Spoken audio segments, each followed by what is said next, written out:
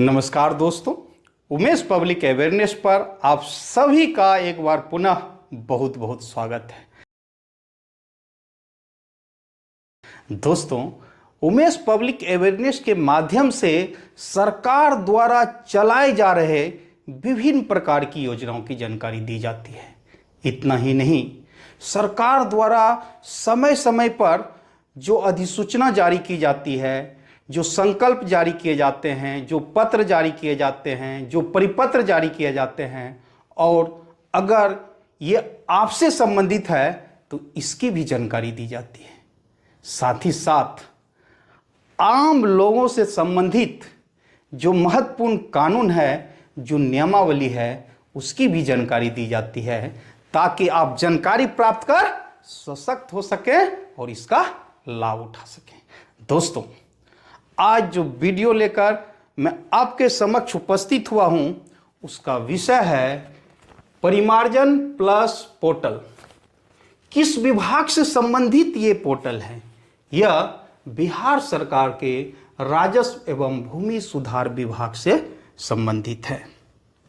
देखिए, ये पत्र है जिसका पत्रांक है 1426 दिनांक 5 जून 2024। प्रेषक है दीपक कुमार सिंह, अपर मुख्य सचिव, सेवा में सभी प्रमंडलीय आयुक्त, सभी समाहर्ता, बिहार। और इस पत्र का जो विषय है वो है कि ऑनलाइन डिजिटाइज जमाबंदी पंजी में अशुद्धियों त्रुटियों के सुधार परिमार्जन प्लस पोर्टल के माध्यम से किए जाने के संबंध में। दोस्तों, परिमार्जन प्लस अब जो लागू किया गया है, इसके पहले परिमार्जन पोर्टल के माध्यम से डिजिटाइज जमाबंदी में जो भी त्रुटियों थी, जो अशुद्धियों थी, उसका सुधार किया जाता था। आइए थोड़ा सा आपको हम बेसिक कंसेप्ट में लेकर चलते हैं। दोस्तों, बिहार सरकार के सुशासन के कार्यक्रम के तहत ई नागरिक सेवा उपलब्ध कराने का लक्ष्य निर्धारित किया गया और इसका जो समय अवधि रखा गया, जो वर्ष था 2015 से 2020 के बीच। और ई नागरिक सेवा के तहत 3 सेवाएं शुरुआत करने का लक्ष्य निर्धारित किया गया: ऑनलाइन दाखिल खारिज, ऑनलाइन लगान भुगतान और ऑनलाइन एलपीसी निर्गत करना। किंतु इन तीनों सेवाओं को लागू करने के लिए जो सबसे जरूरी था वो था हमारे अंचल के विभिन्न हलका में जो ऑफलाइन जमाबंदी पंजी है उसको ऑनलाइन करना, उसको डिजिटाइज करना, उसका कंप्यूटरीकृत करना। और बिहार सरकार द्वारा युद्ध स्तर पर सभी 534 अंचलों के जो हलका है और उसमें जो जमाबंदी पंजी है उसको डिजिटाइज किया गया। दोस्तों, जो ऑफलाइन जमाबंदी हुआ करता था, जो जमाबंदी पंजी होता था, वो इस तरह का होता था और प्रत्येक हलका में राजस्व ग्रामवार पंजी संधारित होती थी और एक पंजी में 100 रैयत का जमाबंदी होता था। अब सभी जमाबंदी पंजी को ऑनलाइन किया गया, डिजिटाइज किया गया। इसमें क्या किया गया कि इसमें जो भी मूल रूप में लिखा हुआ है सिर्फ उसी की एंट्री की गई। इसको न तो जोड़ना था न तो घटाना था।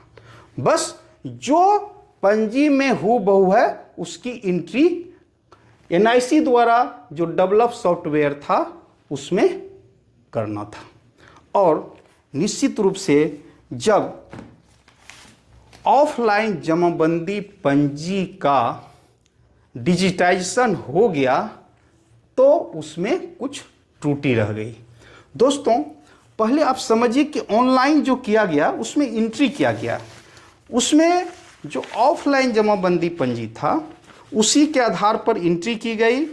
तो उसमें जो देखिए ये ऑनलाइन जमाबंदी मेरे पास है और ये ऑफलाइन इसके साथ पंजी है।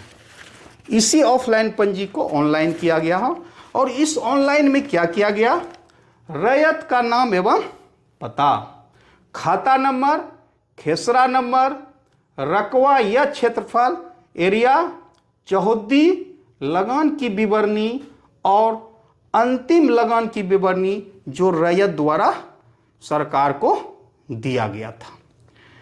निश्चित रूप से ये जो एंट्री किया गया, इस एंट्री में कुछ अशुद्धियां रह गई, कुछ त्रुटि रह गई। अब इसको मोटे तौर पर दो भागों में इसको बांटा गया है। पहला कि जो इस पत्र के कंडिका 3 में है कि जमाबंदी पंजी में दर्ज प्रविष्टियों के संबंध में मुख्यतः 2 प्रकार की त्रुटियां अशुद्धियों परिलक्षित होने के पश्चात सुधार हेतु रैयतों आम नागरिकों द्वारा आवेदन समर्पित किया जाता है। पहला है 3.1 कंडिका में कि बिहार भूमि पोर्टल पर प्रदर्शित डिजिटाइज जमाबंदी पंजी में परिलक्षित त्रुटियों में सुधार। इसमें क से लेकर घ है। पहला है कि पुरानी ऑनलाइन जमाबंदियों में सुधार। दूसरा है कि ऑनलाइन दाखिल खारिज के निष्पादन के उपरांत कायम जमाबंदी में सुधार। इसको थोड़ा सा हम एक्सप्लेन करते हैं। दोस्तों, जब ऑनलाइन दाखिल खारिज प्रारंभ की गई, कब की गई, जब डिजिटाइज्ड हो गया, तो उसके बाद भी ऑनलाइन दाखिल खारिज के निष्पादन के उपरांत भी कुछ जमाबंदी में अगर त्रुटि रह गई तो उसी जो पुराने पोर्टल परिमार्जन है उसके माध्यम से इसमें भी सुधार किया जाता था। ग है किसी अन्य मौजा की जमाबंदी को किसी अन्य मौजा में ऑनलाइन किए जाने संबंधी सुधार। 2 या 2 से अधिक मौजा की जमाबंदी का एक ही मौजा में ऑनलाइन किए जाने संबंधी सुधार। दोस्तों, ग और घ का जो मामला है वो लगभग नगण्य है। सबसे ज़्यादा जो मामला है वो पुरानी ऑनलाइन जमाबंदियों में सुधार का है और उसके बाद इसमें बहुत कम मामले हैं ऑनलाइन दाखिल खारिज के निष्पादन के उपरांत कायम जमाबंदी में सुधार। अब इस पत्र की कंडिका 3.2 जो है वो कहता है कि बिहार भूमि पोर्टल पर डिजिटाइज नहीं किए गए जमाबंदियों का ऑनलाइन करना। दोस्तों, कह है कि मूल जमाबंदी पंजी में जमाबंदी कायम है परंतु उसका डिजिटाइजेशन नहीं हो सका। कहने का मतलब है कि किसी हल्का के किसी मौजा में जमाबंदी तो कायम है, इस पंजी में है, किंतु किसी कारणवश उसकी एंट्री जो है छूट गई और ऑनलाइन नहीं हो पाया। और दूसरा है कि मूल जमाबंदी पंजी में जमाबंदी कायम नहीं है। दोस्तों, इसका क्या कारण हो सकता है? इसका कारण यह हो सकता है कि जो मूल जमाबंदी पंजी है वो क्षतिग्रस्त हो गया हो, चाहे बाढ़ में वो क्षतिग्रस्त हो गया हो या अगलगी में क्षतिग्रस्त हुआ। और दूसरा ये हो सकता है कि जो जमाबंदी पंजी है और उस जमाबंदी पंजी में जो पेज है वो पेज ही फट गया हो, जिसके कारण ऑनलाइन जमाबंदी नहीं हो पाया। तो इसको भी पहले परिमार्जन पोर्टल के माध्यम से ऑनलाइन किया जाता था और मेरे पास जो डाटा उपलब्ध है, जो पत्र राजस्व एवं भूमि सुधार विभाग द्वारा जारी किया गया 11/38 दिनांक 11/5/23 को, उसके अनुसार 112.2 लाख ऑनलाइन जमाबंदी में सुधार किया गया है और 9.5 लाख डिजिटाइजेशन हेतु छूटे जमाबंदी का ऑनलाइन किया गया, अर्थात इस कैटेगरी में। तो दोस्तों, अब इसी परिमार्जन पोर्टल को सुधार करते हुए, मॉडिफिकेशन करते हुए परिमार्जन प्लस पोर्टल जो है वो लॉन्च कर दिया गया है और इस परिमार्जन प्लस पोर्टल के माध्यम से जो 3.1 का क है, अर्थात पुरानी ऑनलाइन जमाबंदियों में सुधार, इसके मॉड्यूल को लाइव कर दिया गया। अर्थात अब आप बिहार भूमि के पोर्टल पर जाकर आप ऑनलाइन आवेदन कर सकते हैं। किसके लिए? पुरानी ऑनलाइन जमाबंदियों में अगर कोई त्रुटि हो गया, अशुद्धि हो गया, तो उसको सुधार के लिए। किंतु अभी 3.1 का ख से ग और 3.2 अर्थात जो जमाबंदी छूट गई है उसके लिए अभी लाइव नहीं किया गया है मॉड्यूल को, और राजस्व विभाग द्वारा इसको शीघ्र ही लागू किया जाएगा, जैसा कि इस पत्र में उल्लेखित है। अब आइए परिमार्जन प्लस पोर्टल में जो पुरानी ऑनलाइन जमाबंदियों में सुधार के लिए जो लाइव किया गया है उसमें क्या क्या आप सुधार कर सकते हैं। दोस्तों, सुधार वही होगा जो एंट्री हुआ है। अब यह कुछ छूट गया है, तो पहले देखिए कि रैयत के नाम, पिता का नाम, जाति, पता में अगर कोई त्रुटि है तो उसका सुधार करवा सकते हैं। दोस्तों, यहां एक स्पष्टीकरण है। जो जमाबंदी पंजी हम लोग का बना हुआ था उसमें जाति का कॉलम कहीं नहीं था, जाति उसमें मेंशन नहीं हुआ करता था। ये जाति जो है वो खतियान में दर्ज होता है।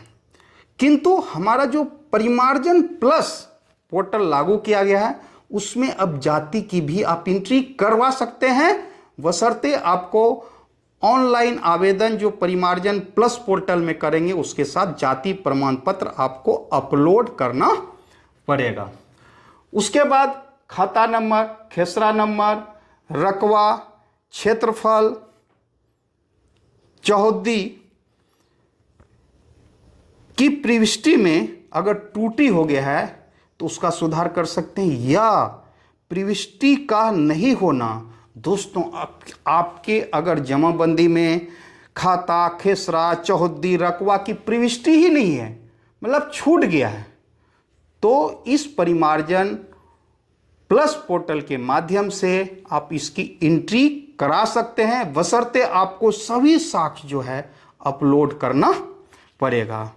और ग है लगान की राशि, वर्ष और तत्संबंधी पृष्ठि में त्रुटि। अगर लगान की विवरणी से संबंधित किसी प्रकार की त्रुटि है तो उसका भी आप संशोधन, रेक्टिफिकेशन परिमार्जन प्लस के माध्यम से आप करा सकते हैं। इसके लिए आपको बिहार सरकार के राजस्व एवं भूमि सुधार का जो पोर्टल है उस पोर्टल पर जाकर आपको ऑनलाइन आवेदन करना पड़ेगा। दोस्तों, इसके बारे में भी हम आपको बताएंगे कि कैसे आप साइट पर जाकर ऑनलाइन आवेदन कर सकते हैं।